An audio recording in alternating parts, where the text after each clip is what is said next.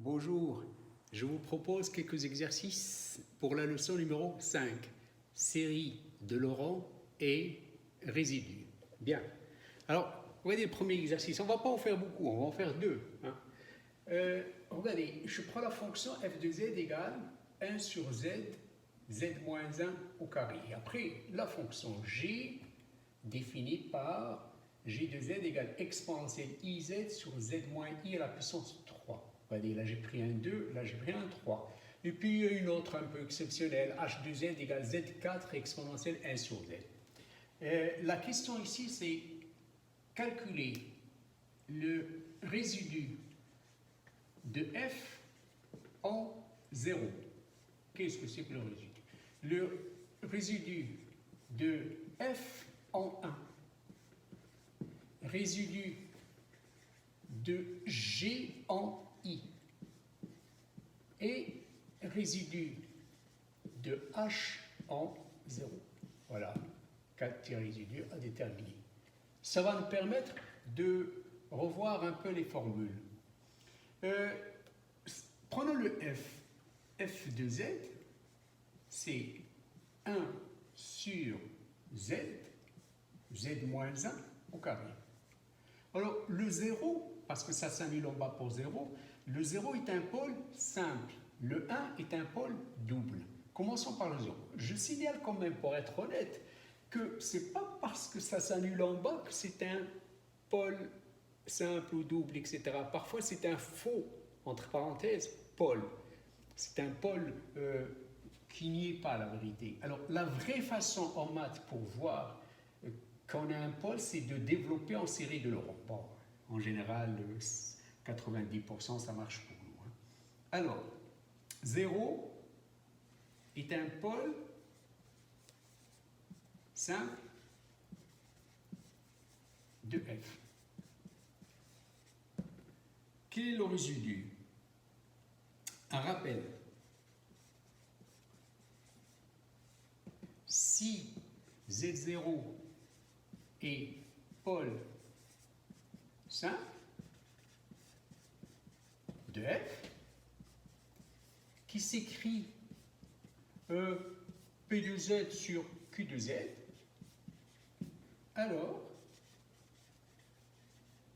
le résidu de f en z0 est égal à, voilà, essayez de revoir un peu la formule, P de z0 divisé par Q' en z0.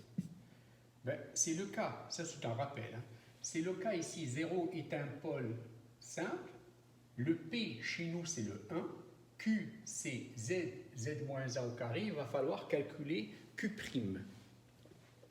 Alors, c'est quoi P de z? C'est 1. C'est quoi Q de z? C'est z fois z moins 1 au carré. On va calculer Q' de z. Vous comprenez pourquoi? Parce qu'on l'utilise dans la formule. La dérivée de ça, allez, z' c'est 1 fois z moins 1 au carré plus z fois, quelle est la dérivée de ça? C'est 2 fois z moins 1 fois z moins 1 prime. Allez, on va l'écrire. Donc, Q' de z va être égal à z moins 1 au carré, je n'arrange même pas, je ne factorise pas, ça ne m'intéresse pas, plus 2z fois z moins 1. La dérivée de z moins 1 étant égale à 1. Alors, quel est le résidu de f en 0? C'est P de 0 divisé par Q' en 0. Allons-y. C'est quoi P de 0? P de 0, c'est 1. Et c'est quoi la dérivée de Q en 0? Je remplace z sans vraiment factoriser, ça ne sert à rien. Si je remplace z par 0, moins 1, au carré c'est 1, et là c'est 0. Donc c'est 1. Résultat. Le résidu de f en 0, c'est C'est un pôle simple et on a utilisé la formule pour le pôle simple. Bien. Le 1, si vous regardez la fonction, est un pôle double d'ordre 2. Bien. Eh bien, je vais faire un petit rappel de f. Si Z0 est pôle d'ordre P, en gros, à 90%, ça veut dire qu'en bas, on a Z moins Z0 à la puissance P.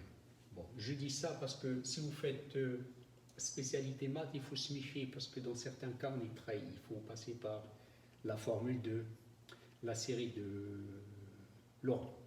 Bon, si Z0 est pôle d'ordre P, le résidu de F en Z0, allez, faites un effort, c'est quoi? 1, on ne l'avait pas démontré, mais bon, P moins 1 factoriel, vous vous rappelez qu'il y avait une limite. Limite, lorsque Z tend vers Z0, et de quoi? Allez, un petit effort, de quoi? Le pôle est d'ordre P. On prend Z moins Z0 à la puissance P. On multiplie ça par la fonction f de Z. On fait notre calcul et on dérive combien de fois? P moins une fois. Connaître un peu cette formule. Bien. Alors, chez nous, ici, pour le 1, c'est quoi le résidu de f en 1? Ça va faire, attention, c'est un pôle d'ordre 2, donc je remplace P par 2. 1 sur 2 moins 1 factoriel, limite, lorsque Z tend vers quoi? 1. Crochet, qu'est-ce qu'il faut prendre? Z moins 1 au carré fois f de Z, c'est une multiplication, et que je dois dériver combien de fois? Combien? Une seule fois. Bien. Normalement, vous devez arrêter un peu pour faire le calcul vous-même, etc. Bon, vous comprenez un peu le principe. Allez, on continue. Résidu de f en 1 est égal. Alors, si vous prenez la machine 2 moins 1, vous allez trouver 1, je pense. Factoriel, c'est 1, je rigole un peu. C'est limite lorsque z tend vers 1. Alors, c'est quoi la fonction multipliée par z moins 1 au carré? Elle est là, la fonction. Si vous multipliez par z moins 1 au carré, il va rester 1 sur z. Attention, 1 sur z qu'il faut d'abord dériver. Égal, limite, lorsque z tend vers 1, quelle est la dérivée de 1 sur z? C'est moins 1 sur z carré. Et quelle est donc cette limite? C'est moins 1. Remplacez z par 1. Voilà le résidu. Applique notre formule. Attention, il y a une dérivation avant la limite. Bien. On va s'intéresser à la fonction g. Alors, la fonction g, c'est exponentielle iz divisé par z moins i à la puissance 3.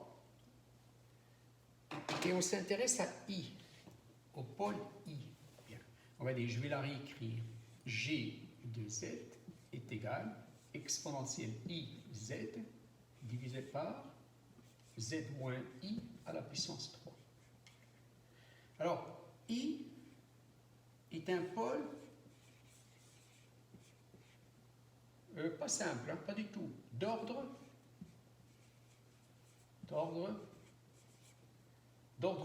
2, n'exagérons pas, d'ordre 3. Allez, c'est quoi le résidu de g en i? C'est la limite. Et je commence par diviser par quelque chose, non? Allez, 1 sur quoi? Aidez-moi un peu là. L'ordre est 3, donc le P c'est 3, donc je fais quoi? 3 fois moins 1 factoriel, limite, lorsque z tend vers, je réfléchis un peu, tend vers quoi? Tend vers i. Je fais quoi? Je vais prendre z moins i à quelle puissance? Puisque l'ordre c'est 3, donc c'est puissance 3, multiplié par g de z, c'est pas f, fois g de z. Et attention, je dérive combien de fois? Une seule fois. Ah, je vous entends déjà en train de crier. Je suis d'accord avec vous, ce n'est pas une seule fois, c'est 2 fois. Allez, on va mettre un petit 2 entre parenthèses. J'aurais pu mettre deux petits traits. Bon. Allez.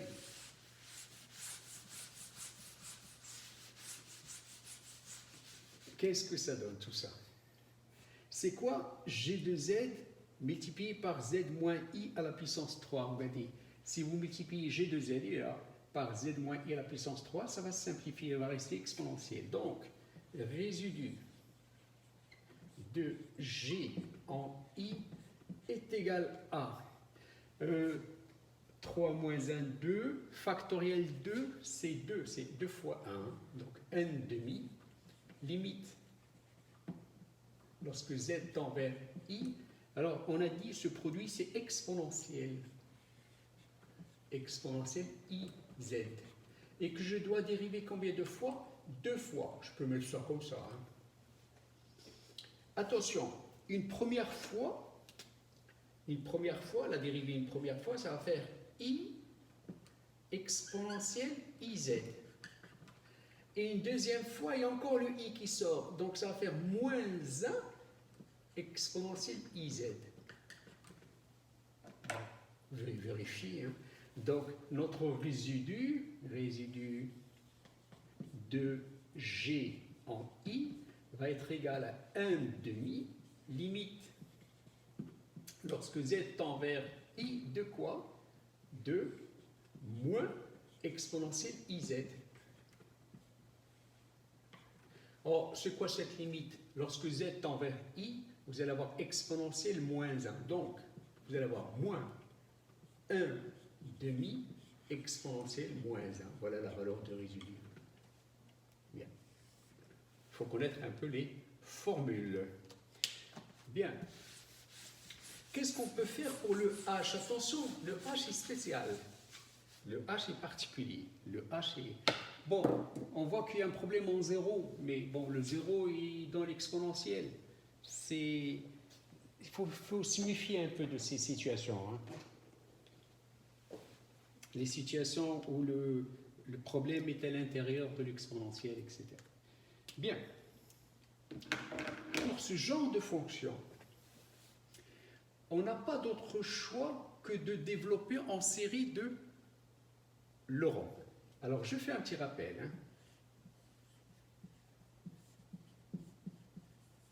Je vous rappelle que exponentielle z s'écrit sigma de n égale 0 jusqu'à plus l'infini de zn sur n factoriel. Et que ce truc-là est valable pour n'importe quel z. Vous pouvez développer pour n'importe quel. J'en profite pour vous rappeler que 1 sur, même si on ne va pas l'utiliser ici, 1 moins z, c'est sigma de zn, n allant de 0 jusqu'à plus l'infini. Quel que soit z, dans le module est plus petit que 1, strictement plus petit que 1. Cette écriture est valable pour les z dont le module est plus petit que 1. À mon sens, à mon avis, ce sont les deux fonctions qui vont nous permettre de bricoler un peu quand il s'agit de chercher la série de Laurent. Alors, qu'est-ce que je fais? Je vais prendre le h et je vais le développer en série de Laurent pour pouvoir lire le résidu en 0. Comment s'écrit h de z? C'est z4 qui reste, qui ne bouge pas, exponentielle 1 sur z. Pour le moment, l'exponentielle ne change pas. Égale z4. Alors l'exponentielle, je la remplace par quoi? Par sigma de de n égale 0 jusqu'à plus l'infini, regardez, au lieu de prendre z, là, dans la formule, on a le z, là, on a le 1 sur z. Donc, je vais mettre 1 sur z à la puissance n sur n factoriel.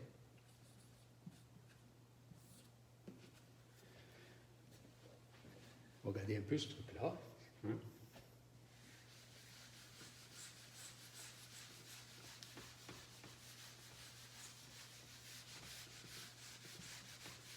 Je ne sais pas si vous êtes d'accord.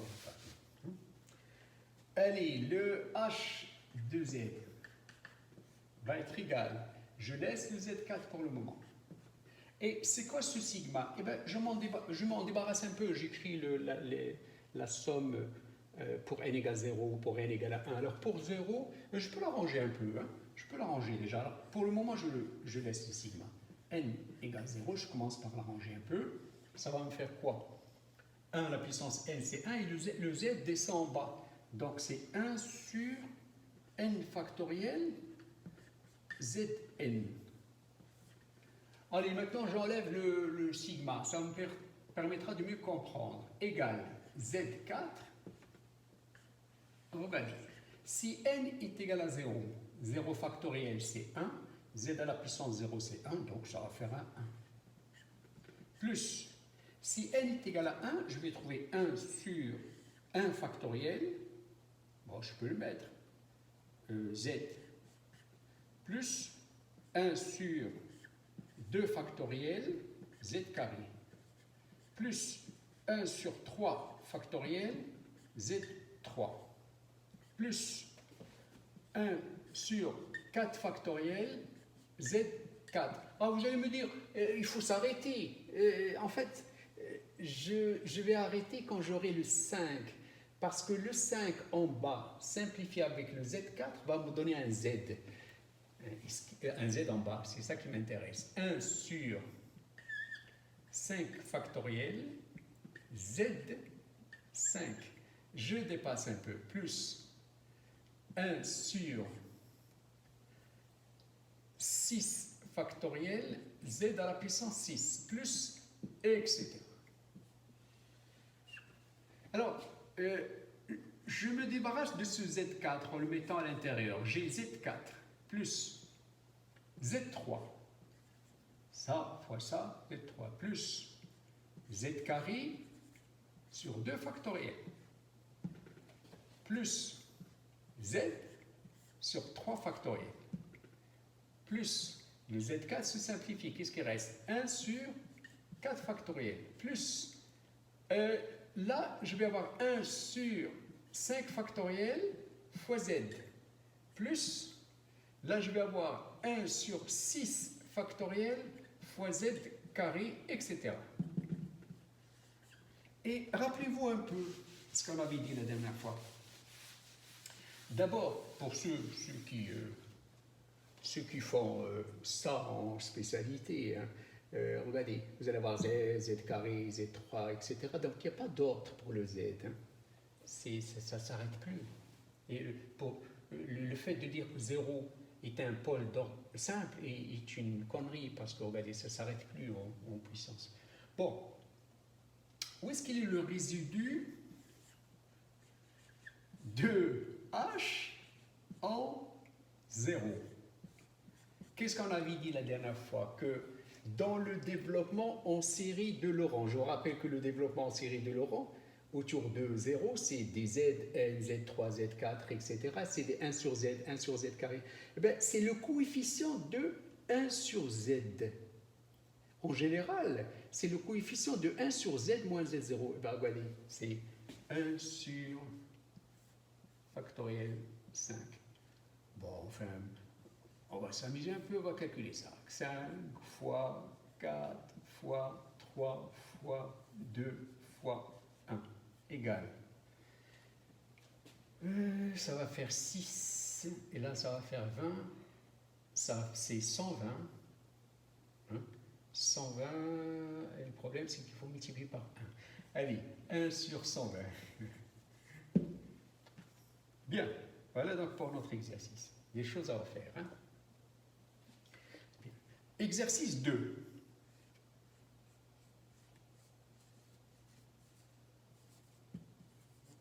Alors, j'ai fait exprès de commencer par la partie calculatoire, le calcul, et après là, on revient un peu à la série de Laurent.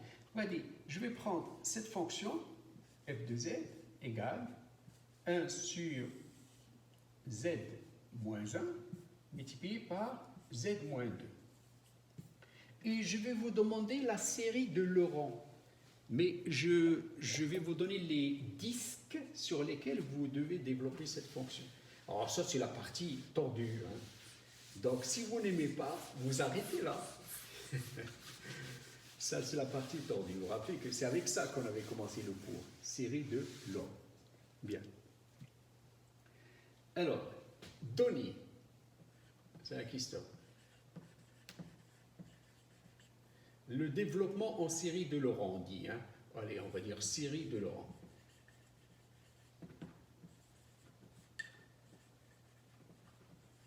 De f sur. Alors, premièrement, sur ça, le disque de centre O est de rayon 1, donc à l'intérieur du sou.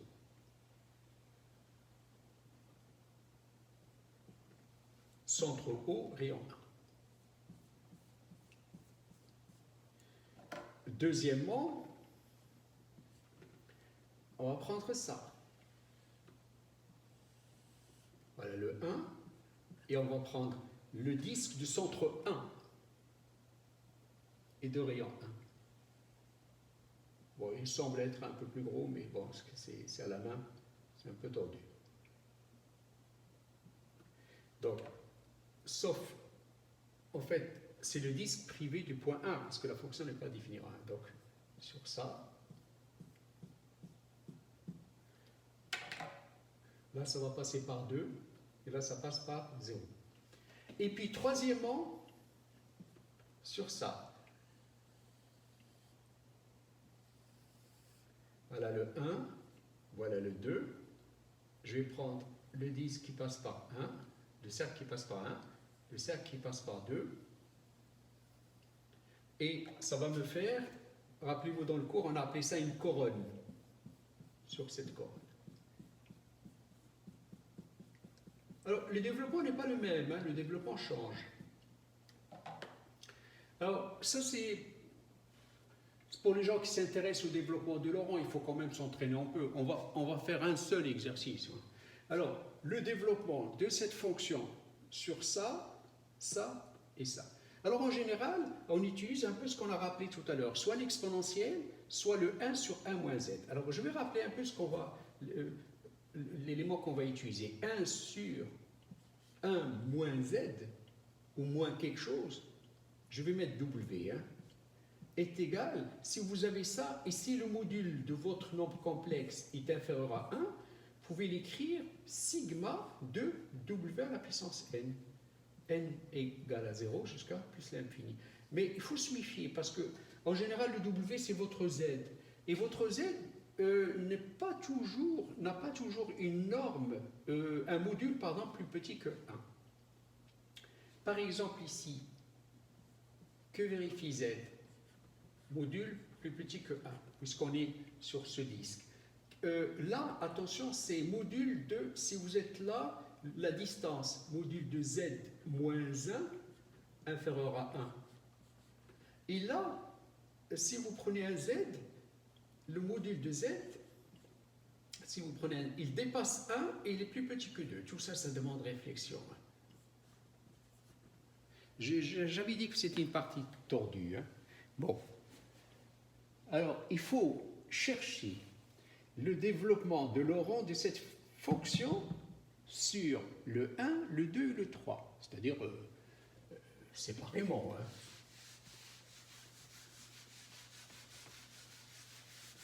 Allez. Je ne sais pas si vous allez résister. Je sens déjà que vous avez envie d'abandonner. Allez, un petit effort. Série de Laurent. Bien, on va commencer par le 1. Alors là, on a quoi? On a z plus petit que 1. Mais regardez, avant de commencer par quoi que ce soit, d'ailleurs, faisons une petite remarque. Notre f de z, ça serait bien de le simplifier. C'est quoi le f de z? C'est 1 sur z moins 1 multiplié par z moins 2. Eh bien, regardez, je vais l'écrire a sur z moins 1 plus b sur z moins 2. Ce sont des astuces, hein, il ne faut pas paniquer, ce sont des petites astuces. Ça, c'est la décomposition en éléments simples. Il faut chercher a et b. Je ne sais pas si vous vous rappelez, mais on multiplie par z moins 1 et on fait z égale à 1. Donc, on va tout multiplier par z moins 1 pour trouver le a. Ça va faire quoi? 1 sur z moins 2 égale a plus b sur z moins 2 fois z moins 1. J'ai tout multiplié par z moins 1 et maintenant on va prendre z égale à 1. C'est astuce d'algèbre pour trouver ça. Alors si on prend z égale à 1, ça va faire quoi? 1 moins 2 c'est moins 1, donc le a c'est moins 1. Pour chercher le b, on multiplie par z moins 2. Ce n'est pas la seule astuce, on peut réduire au moins dénominateur. Donc si on multiplie le tout par z moins 2, ça va faire 1 sur z moins 1 égale a sur z moins 1 fois z moins 2 plus le b seul. Et on va prendre la valeur 2, z égale à 2. On multiplie par z moins 2 et on prend z égale à 2. Alors qu'est-ce que ça donne? 2 moins 2, c'est fait exprès, hein. Le b égale 2 moins 1, donc c'est 1. Autrement dit, vous pouvez le vérifier autrement. La fonction f de z se décompose en deux morceaux. Le a, c'est moins 1, plus le b, c'est 1. Oui, déjà ça, il faut déjà décomposer en éléments. Pourquoi? Comme ça, on s'intéressera à ces petites parties qui sont beaucoup plus simples que le produit. Alors, je vais prendre le premier cas. Dans le premier cas, notre z est plus petit que 1. Bien. On a une formule. Cette formule commence par le 1. Alors, le moins 1, je le mets en bas, comme ça j'aurai 1 moins z. Alors, f de z, je vais commencer, si vous voulez, par chaque partie. Hein.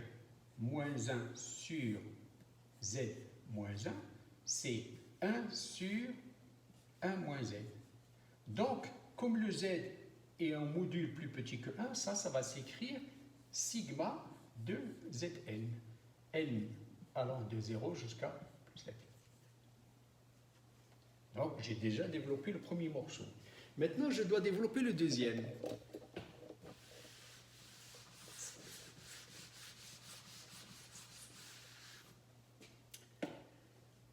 Alors, le deuxième, 1 sur z moins 2.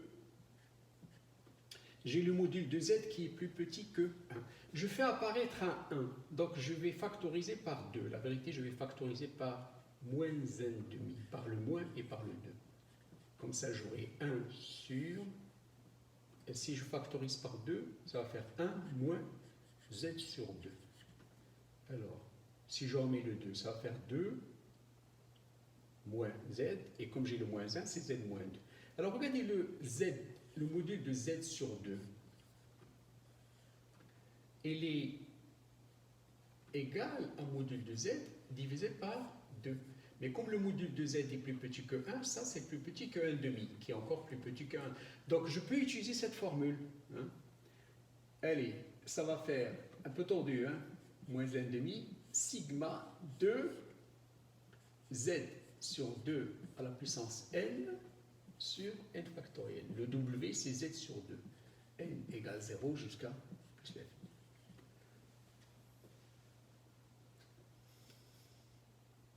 Eh bien, c'est fini. Maintenant, c'est quoi le f de z?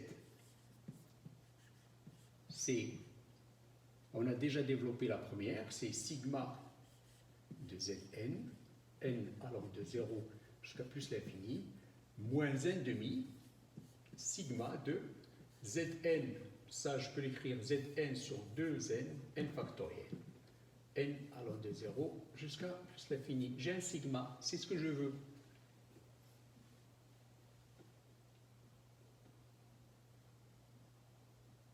Tordu, hein?